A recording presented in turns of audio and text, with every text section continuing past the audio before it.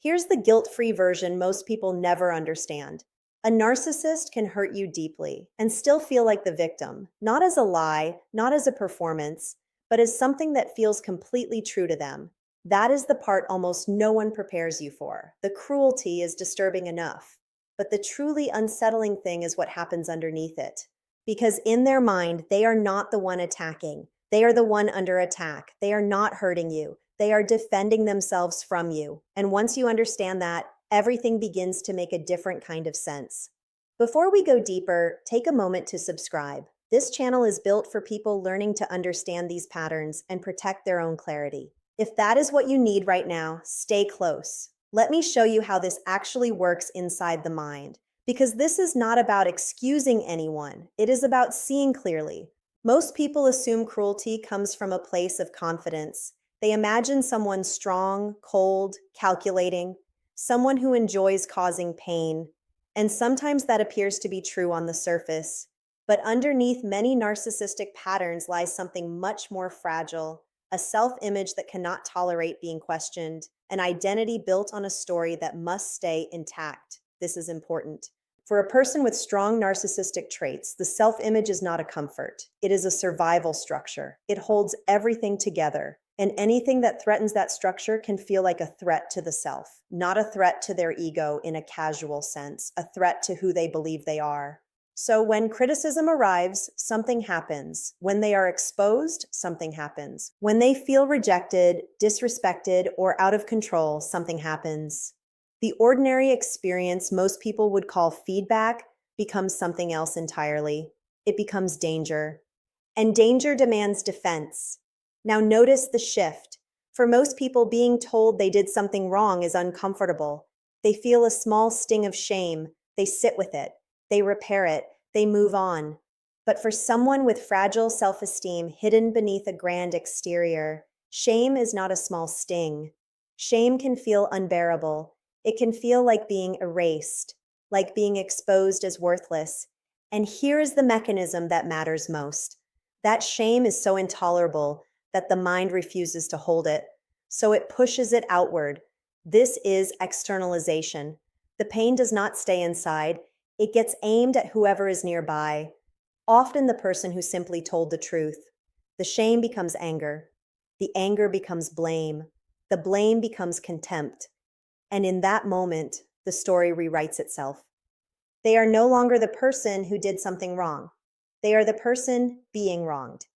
Do you see how fast that happens? There is barely a gap. The uncomfortable truth is converted into an attack, and now they get to respond to the attack. This is where cruelty enters wearing the mask of protection, because if they believe they are being attacked, then anything they do next feels justified. The insult feels justified. The cold silence feels justified. The manipulation feels justified. The retaliation feels justified. In their internal narrative, they are not being cruel. They are surviving. And this is the difference we have to name clearly. There is real self-defense, and there is behavior that is merely justified as self-defense. These are not the same thing. Real self-defense responds to a genuine threat. Someone is trying to harm you, and you protect yourself. But being told the truth is not an attack. Being asked to take responsibility is not an assault. Being disagreed with is not violence. Feeling threatened is not the same as being threatened. This distinction is everything. Because the narcissistic mind collapses the two. It treats emotional discomfort as if it were physical danger. It treats accountability as if it were cruelty. And once those things are treated as equal, harming another person starts to feel like protecting oneself. Let me say this plainly. Feeling threatened does not make harmful behavior defensive. It does not make it justified. It does not make it acceptable. A person can feel completely justified and still be completely in the wrong. The feeling of being under attack is real to them. The threat usually is not.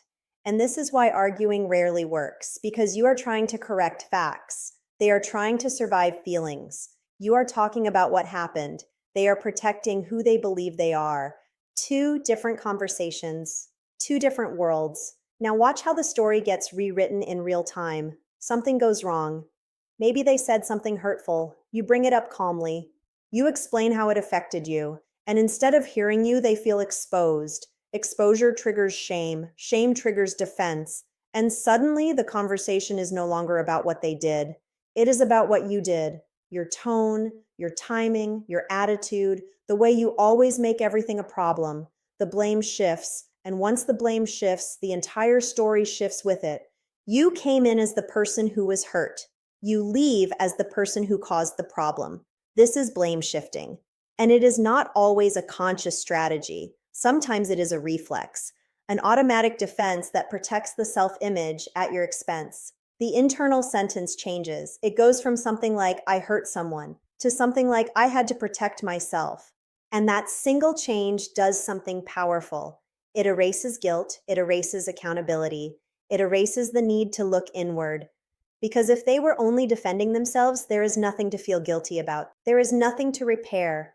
There is nothing to apologize for. The cruelty becomes clean, painless for them, and devastating for you. Now imagine being on the receiving end of this, because this is where the real damage lives. You come in knowing what happened. You leave doubting yourself. You start to wonder if you were too sensitive, if you overreacted, if maybe it really was your fault. This is how confusion sets in. Not all at once. Slowly. You begin to explain more. You begin to apologize for things you did not do. You begin to walk carefully, choosing your words, softening your tone, anticipating their reaction before you even speak. This is what people mean when they say walking on eggshells. You are managing someone else's threat response. You are shrinking to keep the peace. And over time, something quietly erodes. Your confidence in your own perception. You used to know what happened. Now you are not so sure. You used to trust your memory. Now you second guess it. This is one of the most damaging effects of this entire pattern.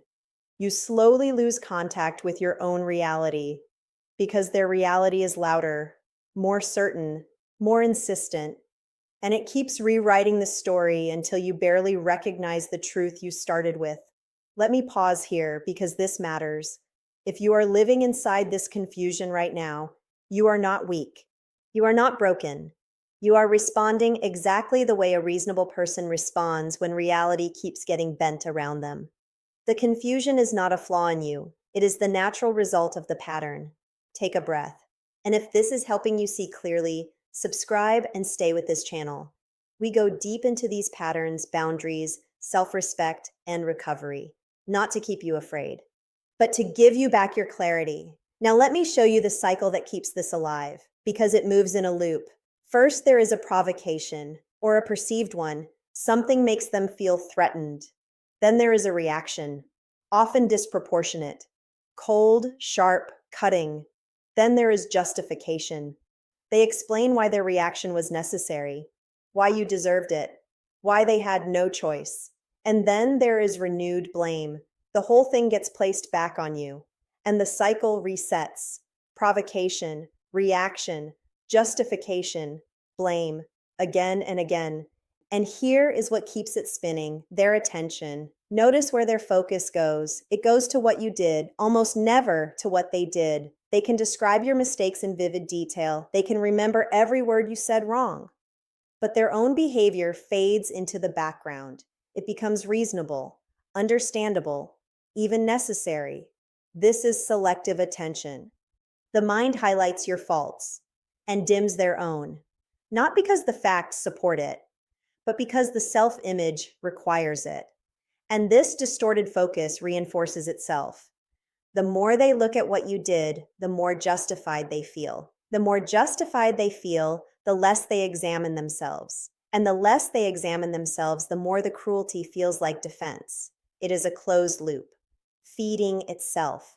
Now let me be very clear about something. Understanding this mechanism does not excuse it. We are not building sympathy for harmful behavior. We are building clarity for the person being harmed. There is a difference. You can understand why a storm forms and still not stand in the rain.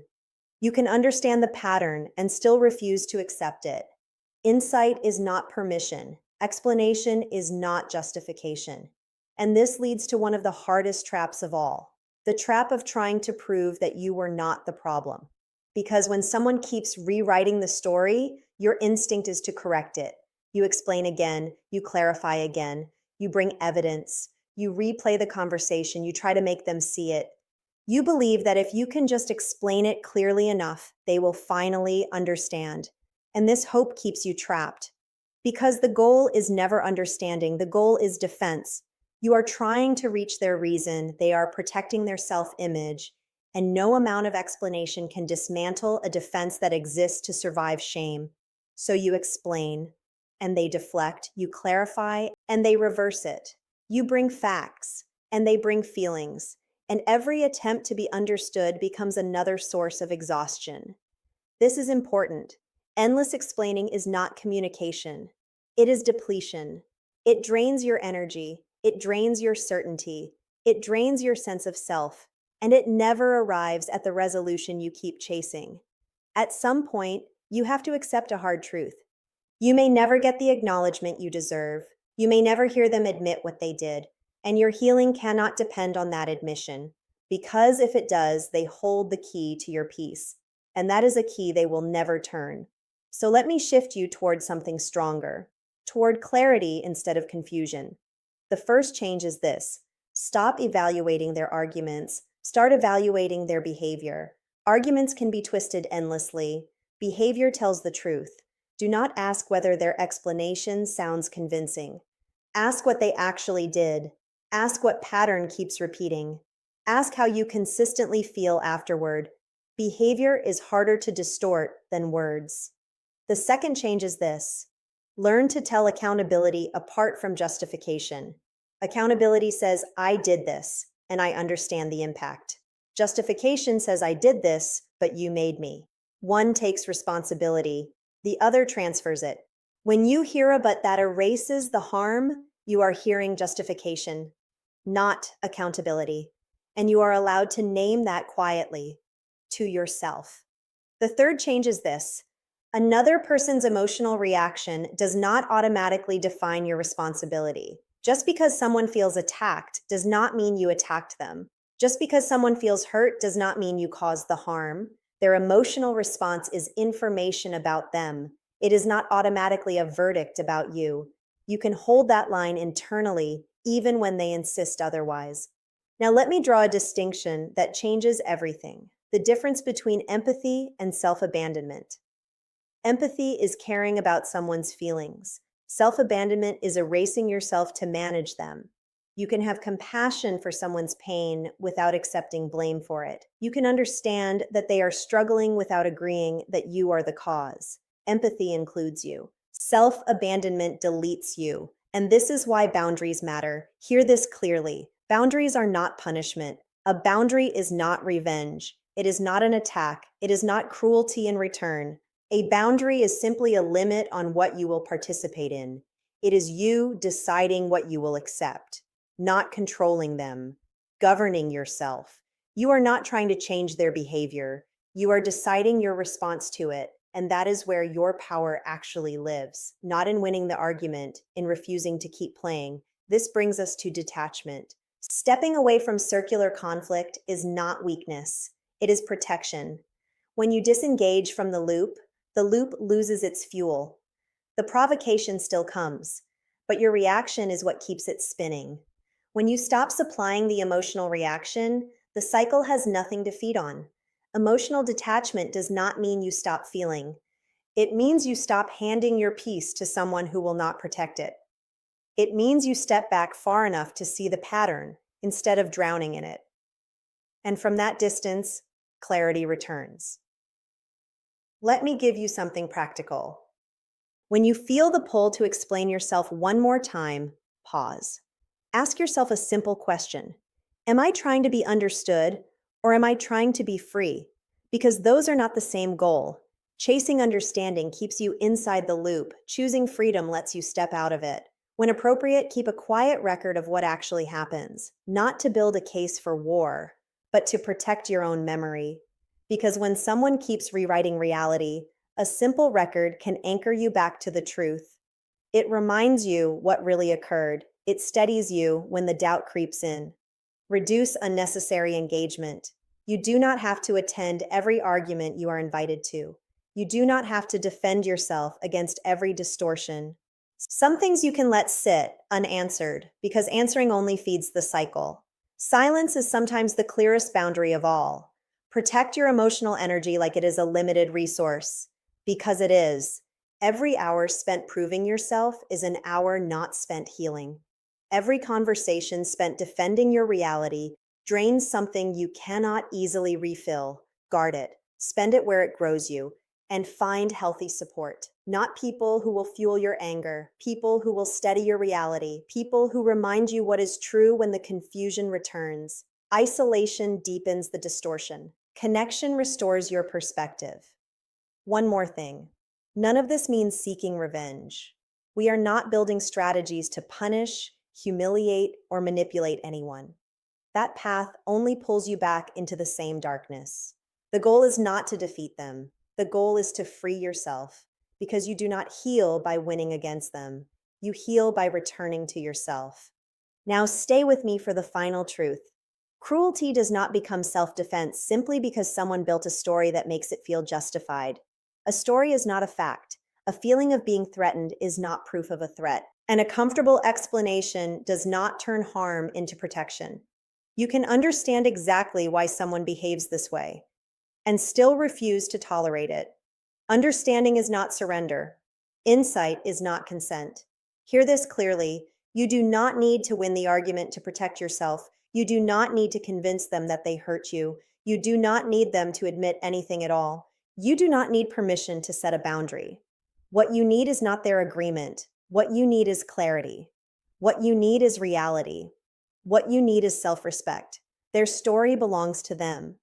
Their justifications belong to them. Their refusal to take responsibility belongs to them. None of it belongs to you. You are not required to carry the weight of someone else's choices. You are not responsible for the harm they caused and then blamed on you. You are allowed to set that burden down.